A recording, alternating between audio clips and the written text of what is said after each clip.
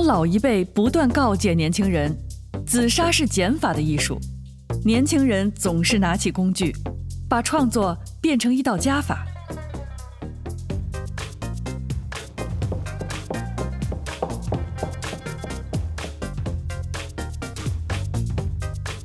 这是一只石瓢，壶手正尝试着用滋泥涂抹嘴巴的衔接处。虽然还看不出什么端倪，但这显然是一道还没有完成的加法。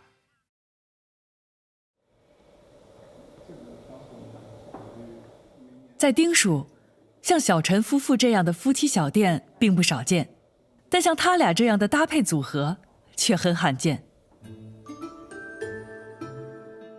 夫是平面设计师出身，妻是紫砂二代兼宋画小品狂热粉。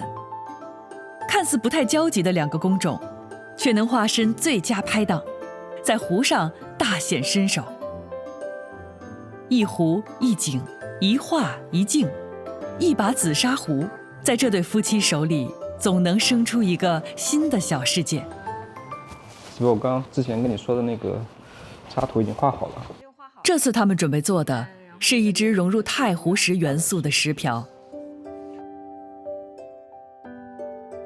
太湖石是湖水侵蚀石灰石产生的，要把这种元素嫁接到紫砂壶上，最怕的就是违和感。制作之前，女壶手正手持 1.0 版本的作品，可以明显看到壶身上有滋泥雕刻的太湖石造型。1.0 版本的太湖石像是放置在壶盖上的摆件，美则美矣，但总有些壶是壶，石是石。这次 2.0 版本，壶手希望实现一种石头从壶中生长出来的感觉。